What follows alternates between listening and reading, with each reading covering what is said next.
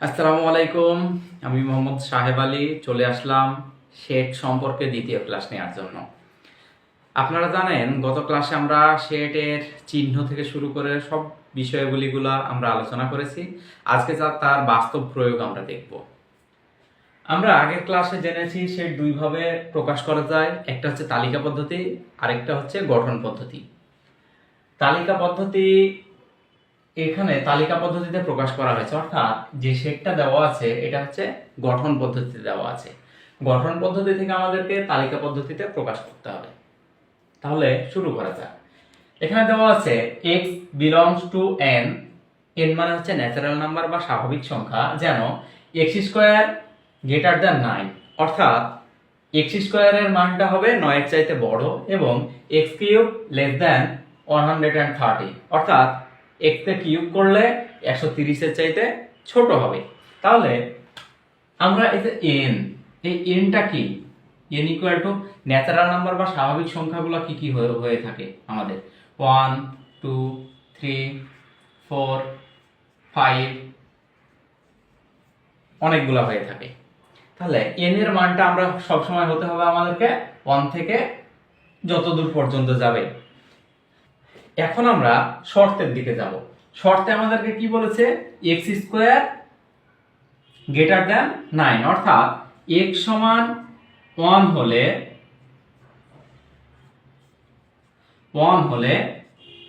x square সমান 1 square সমান কত?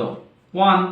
এটা কি 9 এর চাইতে ছোট, এবং যেহেতু আমাদের দুইটা শর্ত দিয়েছে তাহলে x cube equal to 1 cube হলে কত হচ্ছে? 1, যেটা 130 এর চাইতে ছোট। আমাদের যে শর্ত দেওয়া আছে দ্বিতীয় শর্তটা, সেখানে এটা আমরা যাচ্ছে, কিন্তু এটা আমরা যাচ্ছে না, তাই এটা আমরা নিতে পারবো না। দ্বিতীয় হলো x সমান যদি 2 হলে x স্কয়ার সমান 2 স্কয়ার ইকুয়াল টু 4, এটাও কিন্তু আমাদের শর্তের সাথে যাচ্ছে না, ম্যাচ খাচ্ছে না। এবং x cube equal to 2 cube সমান হচ্ছে 8 সমান 130, অর্থাৎ 108টা হচ্ছে 130 এর চাইতে ছোট। তার মানে এটা যাচ্ছে, কিন্তু এই শর্তটা আমাদের কাছে খিলাফ হচ্ছে না। আমাদেরকে এমন সংখ্যা বের করতে হবে যাতে এটাও পূরণ হয় এটাও পূরণ হয়। তাহলে x সমান যদি আমরা 3 নিই, x সমান 3 হলে x square equal to 3 square সমান সমান 9, এটা কিন্তু সমান হয়ে যাচ্ছে। এবং x কিউব সমান 3 কিউব সমান 27। আমরা দেখতে পাচ্ছি এখানেও কিন্তু একটা শর্ত পূরণ হচ্ছে, কিন্তু এখনো এখানে হয়নি। এবার x ইকুয়াল টু যদি আমরা 4 নিই, 4 হলে x স্কয়ার সমান 4 স্কয়ার সমান 16, যেটা 9 এর চাইতে বড় হচ্ছে, অর্থাৎ আমার এই শর্তটা এখানে পূরণ হলো। এবং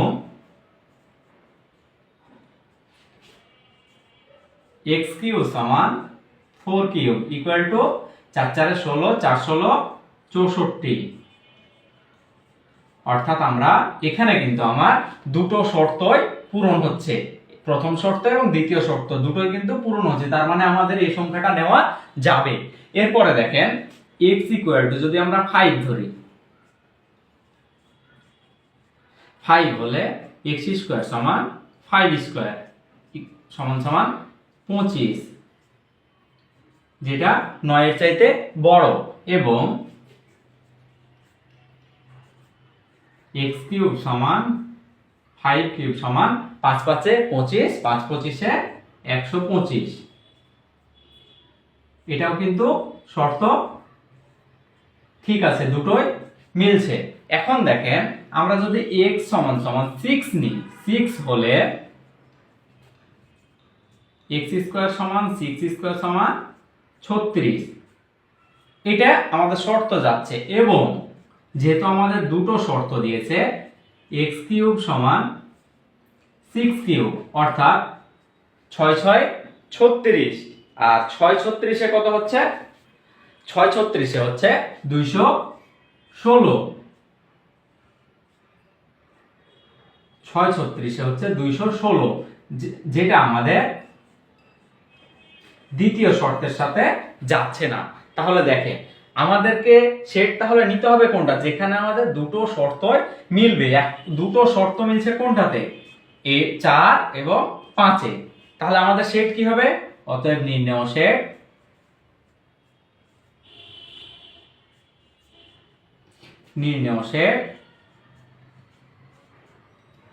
সমান কত?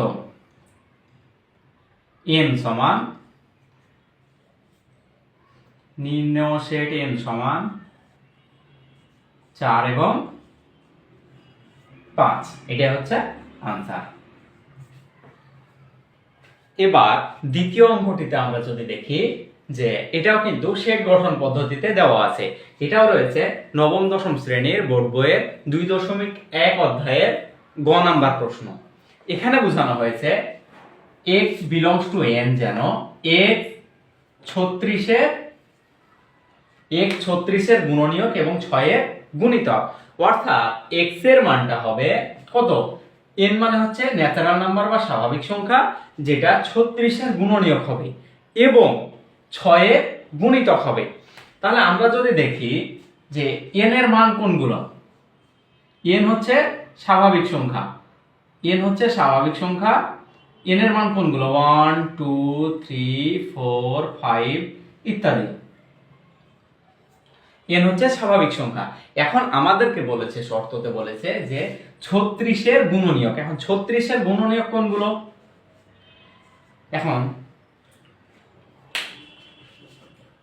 এখন যদি আমরা দেখি 36 এর গুণনীয়ক কোনগুলো, তাহলে হচ্ছে 36 এর গুণনীয়ক হচ্ছে 1 গুণ 36 সমান সমান 36, 2 গুণিত 18 36,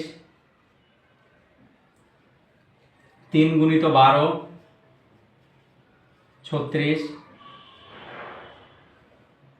4 গুণিত 9 সমান সমান 36, 6 গুণিত 6 সমান সমান হচ্ছে 36। এই যে দেখেন গুণনীয়ক বের করার নিয়ম, আমরা যে গুণনীয়ক বের যে আমরা করলাম সেটা কিভাবে? আমরা নামতা শিখেছি না, সেই নামতাটাই হচ্ছে গুণনীয়ক। এখন দেখেন আর নামতার যে ফলাফলটা আমরা পাই সেটা হচ্ছে গুণিতক। অর্থাৎ আমরা যে এখান থেকে এটি লিখলাম, এটির নাম হচ্ছে গুণনীয়ক, কিন্তু এই 36টা হচ্ছে গুণিতক। এখন দেখেন এগুলো যদি আমরা সাজাই যে 36 এর গুণনীয়ক সমান, অতএব 36 এর গুণনীয়ক সমান কত পেলাম আমরা? দেখেন তো 1 2 3 4 6 9 12 8 10 36। অর্থাৎ আমরা 36 এর গুণনীয়ক পেলাম এই কয়টা? 1 2 3 4 5 6 7 8 9টা। এখন দেখেন 6 এর গুণিতক, 6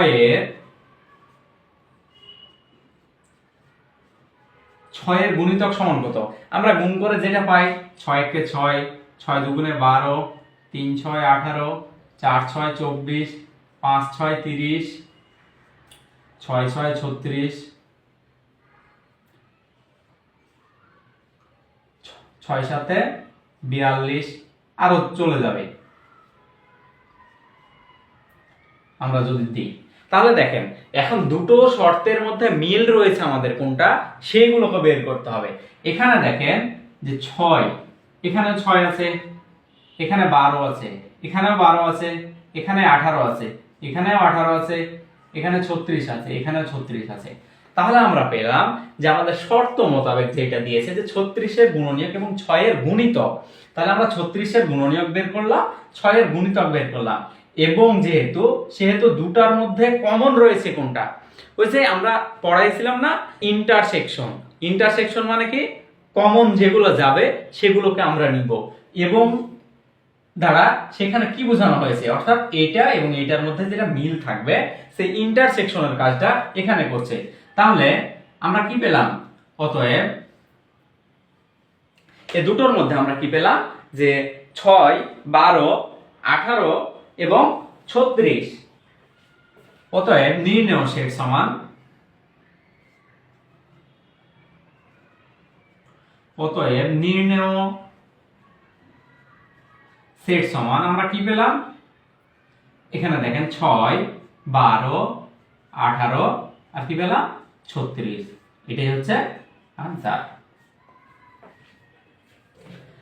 এরপরে আসুন আমরা একটা বিশেষ এর প্রশ্ন সমাধান করে দেখাই। এখানে দেখেন বলা হয়েছে c সমান x যেন x ঋণাত্মক পূর্ণ সংখ্যা, অর্থাৎ x টা হবে ঋণাত্মক পূর্ণ সংখ্যা এবং x স্কয়ার, এবং সেই x টাকে স্কয়ার করলে কত হবে, 16 এর চাইতে ছোট হবে। তাহলে c সেটের উপাদানগুলো কি হবে, এই প্রশ্নটা ছিল 39তম বিসিএস এ। এখন যদি আমরা সমাধান করি তাহলে দেখেন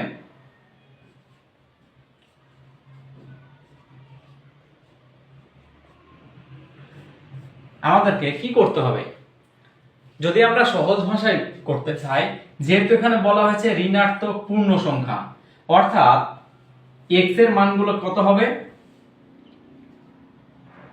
x এর মানগুলো হবে -1, -2, -3, -4, -5, অর্থাৎ এভাবে চলতে থাকবে।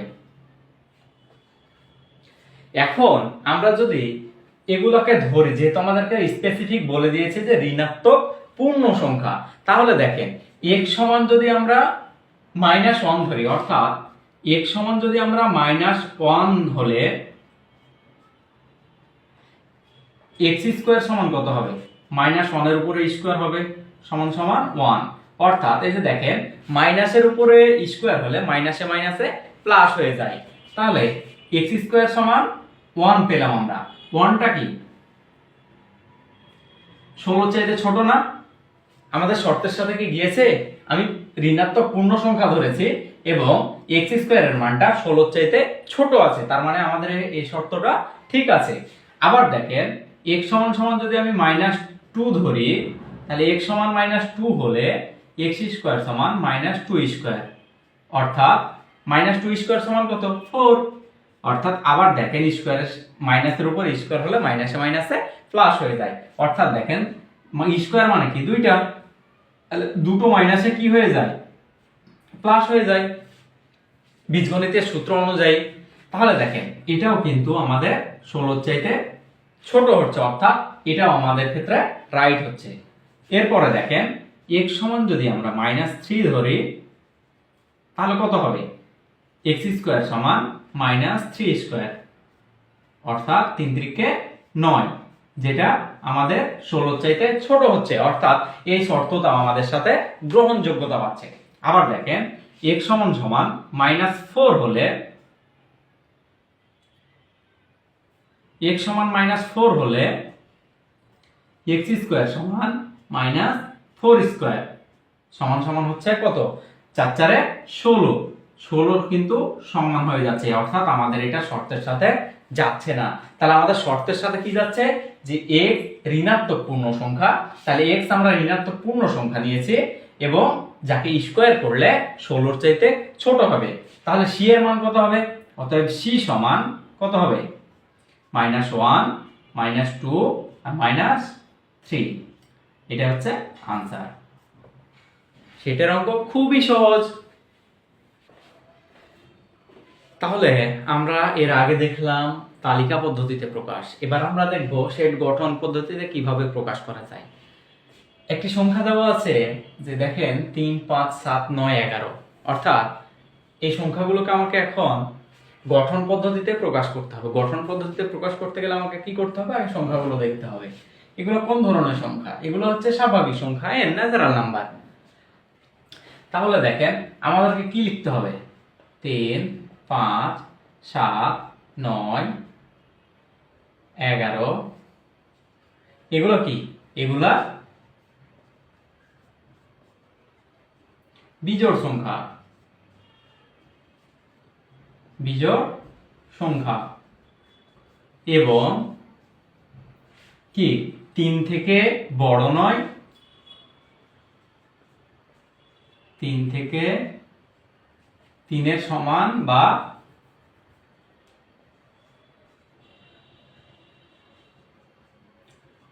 সমান বা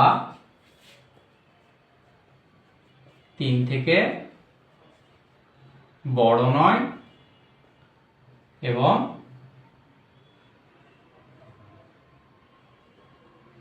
11 থেকে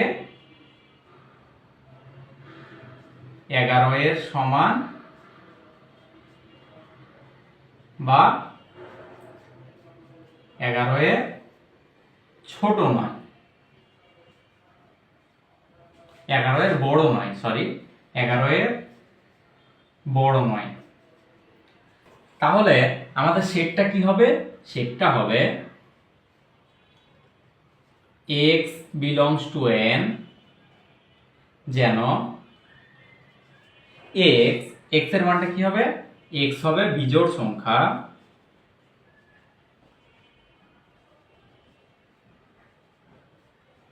যেখানে x এর মানটা কি হবে? বিজোড় সংখ্যা 1-এর থেকে বড় হবে এবং x এর মানটা 13 থেকে ছোট হবে। এই তো অঙ্ক। এখন দেখেন এটাই যে আনসার স্পেসিফিক তা কিন্তু না, এটার কিন্তু আনসার আরো কয়েকটা হবে। এখন দেখেন আমরা যদি দিই x যেন x belongs to n যেন x বিজোড় সংখ্যা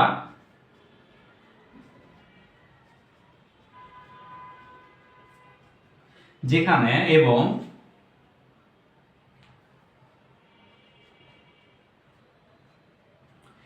x বিজোড় সংখ্যা এবং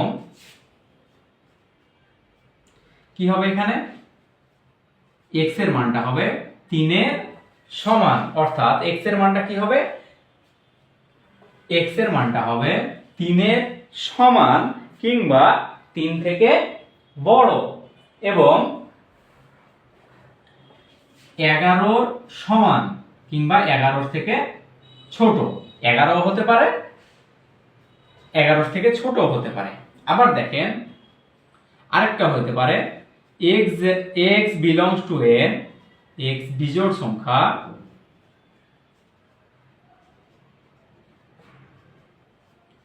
x বিজোড় সংখ্যা এবং x টা কি হবে? কত সমান হবে? যদি আমরা দিই 3-এর সমান x এর অথবা 3 থেকে বড় এবং 13 থেকে ছোট। দেখেন তো ঠিক আছে কিনা? x এর মানটা হবে 3 থেকে বড় বা 3-এর সমান এবং 13 থেকে ছোট। আরেকটা দেখেন এখানে আরেকটা আনসার হতে পারে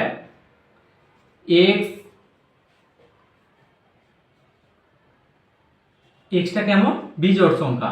x belongs to n যেন x হচ্ছে বিজোড় সংখ্যা, x হচ্ছে বিজোড় সংখ্যা এবং এটা কি হবে? এটা হবে 1 থেকে বড়, x এর মানটা হবে 1 থেকে বড় এবং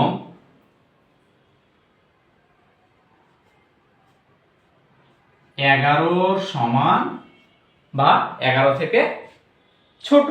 দেখেন তো এখানে যদি আমাদের 4টায় থাকে তাহলে 4টায় আমাদের আনসার হবে। এবার আরেকটি অঙ্ক দেখা যাক। দেখেন এখানে দেওয়া আছে একটা সেটের তালিকা পদ্ধতি দেওয়া আছে +-4 +-5 +-6। এখন আমাদেরকে সেটাকে গঠন পদ্ধতিতে প্রকাশ করতে হবে। প্রথমত আমাদেরকে দেখতে হবে যে x এর মানগুলো কেমন আছে, ওই যে nz কিওয়ার্ড কোনটার মধ্যে পড়ছে। এটা কি স্বাভাবিক সংখ্যা, ন্যাচারাল নাম্বার, নাকি এটা জেড পূর্ণ সংখ্যার সেট? যখনই আপনারা দেখবেন যে প্লাস মাইনাস থাকবে তখনই বুঝবেন এটা হচ্ছে পূর্ণ সংখ্যার সেট, কারণ এই মানটার মান প্লাসও হতে পারে মাইনাসও হতে পারে। তাহলে আমরা দেখতে পাচ্ছি যেহেতু এখানে প্লাস মাইনাস আছে, সেহেতু এটা হচ্ছে একটা পূর্ণ সংখ্যার সেট। পূর্ণ সংখ্যার সেট হচ্ছে জেড দ্বারা প্রকাশ করা হয়। তাহলে আমরা কি লিখতে পারি এখানে, যে plus minus 4 plus minus 5 plus minus 6 হচ্ছে একটি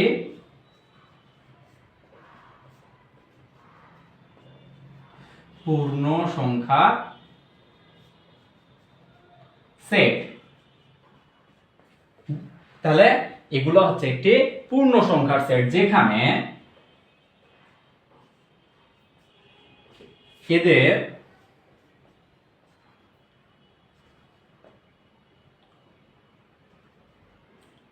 বর্গের মান, এদের যেহেতু প্লাস মাইনাস আছে সেহেতু এদেরকে আমাদেরকে বর্গ করে বের করতে হয়। কোনো সংখ্যাকে যদি আমরা বর্গ করি সেখানে প্লাসও মান আসতে পারে, মাইনাসও মান আসতে পারে। তাহলে এদের বর্গের মান যদি আমরা বর্গ করি 4কে, তাহলে হবে 16 এর ছোট নয়,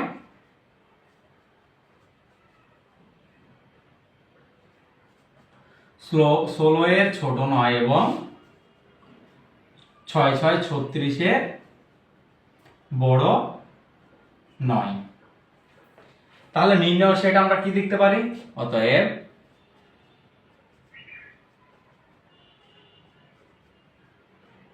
নির্ণয় সেট এটা কি হবে, নির্ণয় সেট এটা আমরা কি পেলাম, তাহলে পূর্ণ সংখ্যার সেট। পূর্ণ সংখ্যার সেট এটা কি হবে, জেড হবে।